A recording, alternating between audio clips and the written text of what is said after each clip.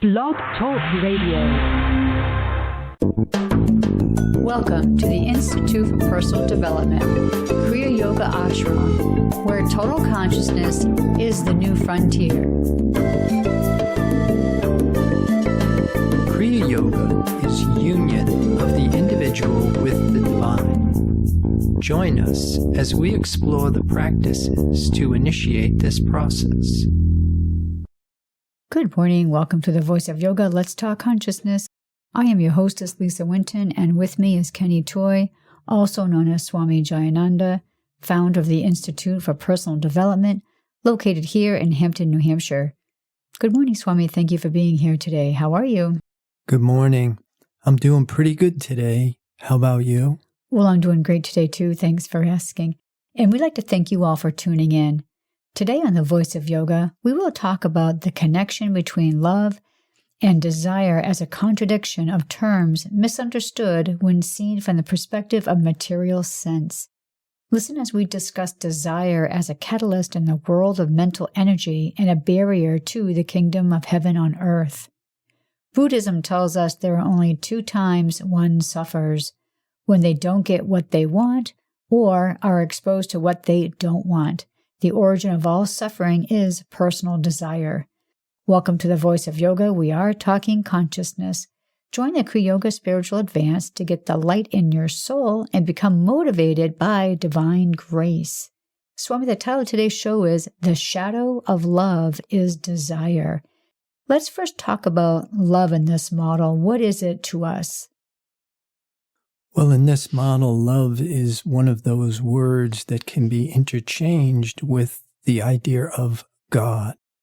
And I really like what Mary Baker Eddy did as she created 7 words that she could use to interchange: principle, soul, life, love, mind, truth, and spirit. And so today we're going to talk a little bit about what we'll call the shadow of love, which could be translated as the shadow of life. Then we'll introduce this idea of desire, because the main intention for this show is to create separation between the false sense of existence and the truth of being, and recognize that most, if not all of us, are mistaking the false for the real. It's valuable to be able to know the difference and then live out from the true and experience the benefits of the divine principle instead of the torments of karmic law. Well, what I really like about the title is The Shadow of Love. So you were saying that love could be another word for God in this model. So what would be the shadow of God?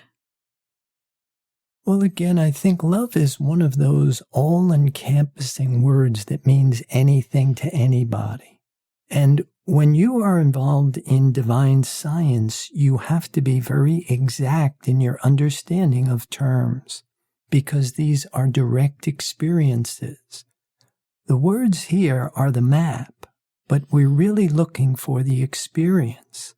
And of course, the experience we're looking for is to reveal the truth. We're starting out with a principle: life is perfect, and it can't be anything less than perfect. And yet, what we're experiencing is imperfection. Life is eternal. And what we're experiencing is a finite mortal existence. And so there's a real conflict here. And if we don't make this separation, if we don't know the difference between the truth and the false sense of existence, chances are we remain in the trap. What in Kriya Yoga we call avidya, ignorance. We're mistaking the impermanent for the permanent. This becomes the origins of all of our problems. And I really like the idea of desire and what we had said. Buddhism tells us that there are only 2 times one suffers. Buddhism is an incredible philosophy about suffering, what causes it, and how to eliminate it. And of course, it's presented in the Four Noble Truths, the Eightfold Path, the 12 Interdependent Origins, which really unboxes and looks a lot like the Kriya Yoga that we teach. So when you're talking about mistaking the false for the real, so the false would be this physical existence that we are accustomed to, and the real is this other infinite realm that would be from God. Yeah, and you really want to start to understand it, I want to say more simplistically. You've got a physical world, a world of what is visible and tangible. You've got a mental world, which is invisible but tangible, the world of thought, energy. And then you've got a spiritual universe, the spiritual world, which is invisible and intangible. What we've learned is the only one that's real is the spiritual universe. And when we talk about the shadow of love is desire. And I think most of us identify with the desire, but we're looking at the shadow. And just like when your reflection appears on the ground in front of you, you know there's no life, truth, intelligence, or substance in that appearance. And after a while, you start to recognize things like the shadow of love. The real love is unconditioned, it's pure, unchanging, perfect, eternal, harmonious. It has all the qualities of the divine. Peace, love, joy, goodness, kindness, gentleness, faithfulness, temperance, patience. And when we look at desire, we look at all of the things that we associate with what we're calling love, and you can really start to see how we've gone astray collectively. When you're talking about to experience the benefits of the divine principle, what does that look like to you? Yeah, the divine principle is the unified state of existence. It's perfect, it's whole, it's complete. There's no fear in truth. There's no lack, limitation, suffering, sickness, disease. It has all the fruits of the Spirit. Again, the peace, love, joy, goodness, kindness, gentleness, faithfulness, patience, temperance. And anything that doesn't have those qualities, you begin to understand it differently. You realize it's not real. And what we mean by that, it's not backed by the divine principle. It is a thought, it's mental energy, it's a shadow, a reflection. But if we react to it, what gives it the appearance of existence is belief. Our belief in something that does not have divine qualities gives it a life it does not have. Well, you use that phrase, torments of karmic law. And I think that word torment is pretty powerful. Can you explain to us what that might look like? Yeah, I think to explain that, I really like to refer to 1 John 4, and I'll look up some of it. Hold on. This is 1 John 4:18. There is no fear in love, but perfect love casts out fear, because fear hath torment. He that feareth is not made perfect in love. End of quote. Yeah, I agree with you that the word torment, it just really reminds me of that word suffering. What we're learning here is fear is the defense mechanism for this false sense of self. We believe that we're mortal. We believe that we were born in a physical form and that this particular lifetime has an expiration date. Now, this perfect love that John is talking about here is what we call the divine creation. And as Jesus told us, the kingdom of heaven is at hand. This perfect divine creation is right here, it's right now. But if we continue to turn our back to it, if we deny its presence and we insist on what it is that we are experiencing in the outside world as real, then we continue to perpetuate this. And that's why in yoga we call it the cycle of death and rebirth. But at some point, you want to let go of your belief in what isn't real. And when you do that, you want a very clear understanding of what is real. Because in that same work, 1 John 4, and I'll read it, he gives you a caution in the very beginning. He says, "Beloved, believe it not every spirit, but try the spirits whether they are of God, because many false prophets are gone out into the world." End of quote. And again, this is something that we really talk about, because when you're going from what is visible and tangible, matter, you move into the realms of mind. Matter really is the manifestation of this mortal mind. And so in the realms of mind, you've gone from what's visible and tangible to what is invisible but tangible. If you don't have a clear understanding of what spirit is, to know God aright, then it's very easy to latch on to something that's invisible but tangible. Thought, concepts, beliefs, theories. These human fabrications fall under the heading of what he's talking about, false prophets. Something I remember growing up with was a saying, the road to hell is paved with good intentions. There's a lot of human advice out there that doesn't lead to the truth.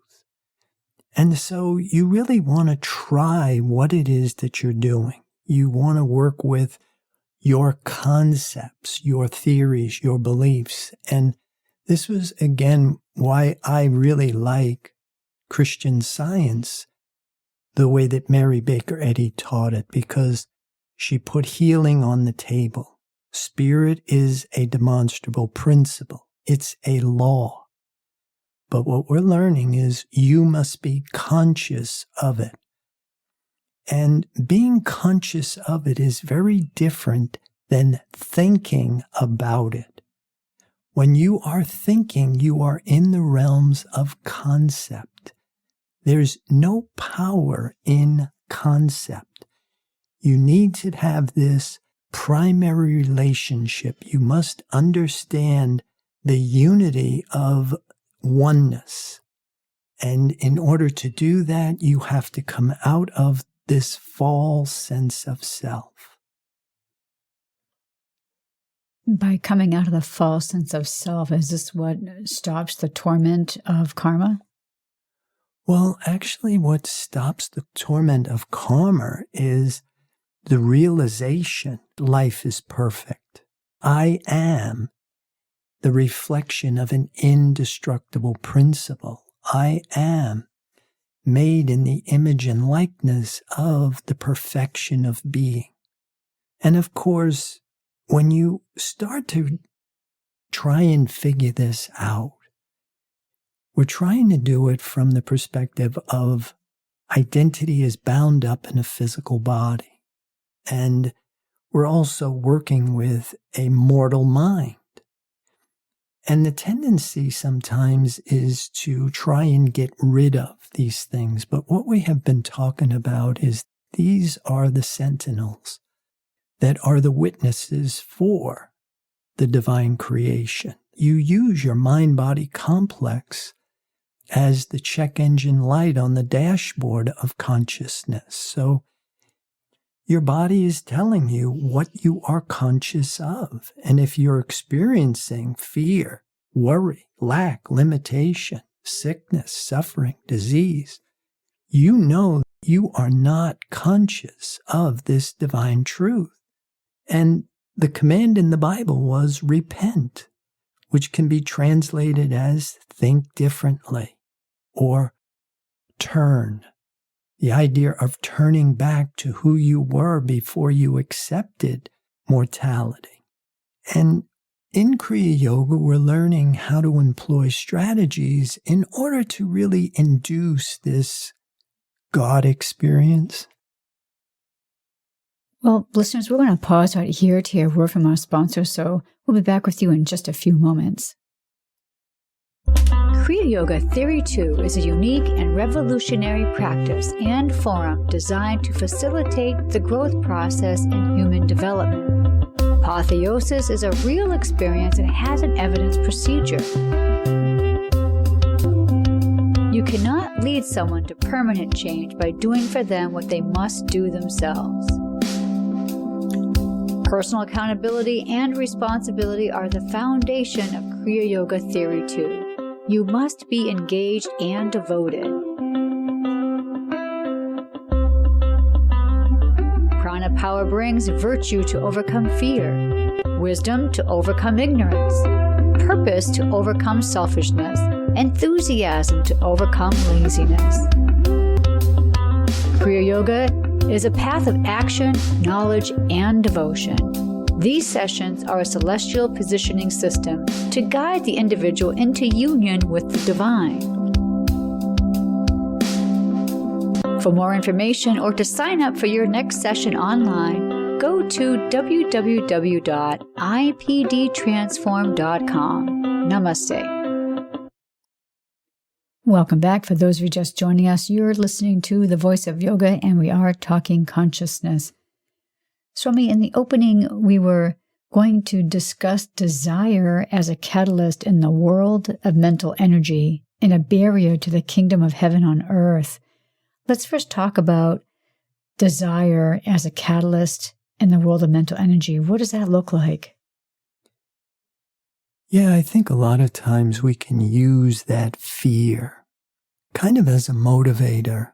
Jayananda used to say it was the ouch effect. Nothing can get you off of a couch quicker than if you sit on a tack.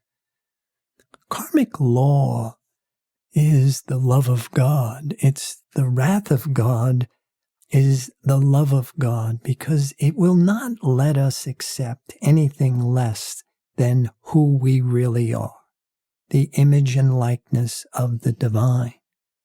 And so when we have pain, discomfort, instability, lack, limitation, these can be motivators for some of us. And you can use that as a catalyst. But one of the things I grew up with was a saying, one person's food is another person's poison. As we develop in spiritual understanding, we see how levels of consciousness and degrees of awareness are factors in determining outcomes. As an individual splits from a belief in matter into a belief in mortal mind, there is a lateral shift in consciousness that produces change. The major takeaway here should be the body, matter, is a mental image. The physical is a manifestation of the mental, and how one thinks is what they become. At this level of consciousness, love and desire can be interchangeable terms. The law of attraction or physics, stating like attracts like. Now, we move towards whatever it is that we want, whatever it is that we desire, whatever we think is valuable is what we are attracted to. In fact, we have something here from the Bible, Matthew 6:19-24. Why don't you read it? Lay not up for yourselves treasures upon earth, where moth and rust doth corrupt, and where thieves break through and steal. but lay up for yourselves treasures in heaven, where neither moth nor rust doth corrupt, and where thieves do not break through nor steal. For where your treasure is, there will your heart be also. The light of the body is the eye. If therefore thine eye be single, thy whole body shall be full of light. But if thine eye be evil, thy whole body shall be full of darkness. If therefore the light that is in thee be darkness, how great is that darkness? No man can serve two masters, for either he will hate the one and love the other, or else he will hold to the one and despise the other. Ye cannot serve God and mammon. That was the end of the verse. A real clue that Jesus gives us here, for me anyway, is the light of the body is the eye. If therefore thine eye be single, thy whole body shall be full of light. But if thine eye be evil, thy whole body shall be full of darkness. Now, the difference between thinking and knowing, the difference between forming thoughts and opinions based on information coming through our material senses and information coming in through the divine creation, the difference between thoughts and ideas. One is rational and dualistic. So the idea of thine eye be single is really where you are now above duality. You are no longer seeing with your two material eyes, but you are seeing with your spiritual sense. And spiritual sense only sees the divine creation, this idea of light, spiritual light. And like Jesus is trying to tell us here, we can't be both. We can't be material or mental material energy and divine spiritual substance. So we need to make a choice. Basically, it comes down to, am I going to live out from the testimony of my material senses, or am I going to accept spiritual identity? So, Swami, I'm wondering, the spiritual identity, does this have to do with laying up for ourselves the treasures in heaven? I think we understand what treasures upon the earth might mean in this verse, but could you just maybe give a better explanation for us? Yeah, when you're trying to understand spiritual ideas in finite material terms, there's always something lost in translation. The idea of laying up treasures in heaven is not the same as saving money in a bank. Spirit is whole, it's complete, it's fulfilled.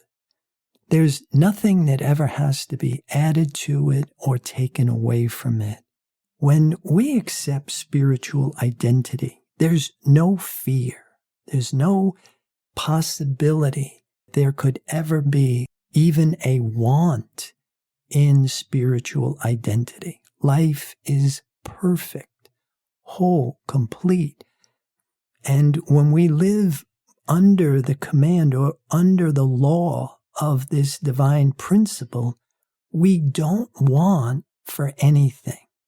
Now, when you're living out from your material sense of self and lack, limitation, seem to be your reality because you believe in two powers. You believe in life and death. You believe in gain and loss. But spirit is whole. It's eternal. It always was. It always will be. You're out of time, space, concept, belief.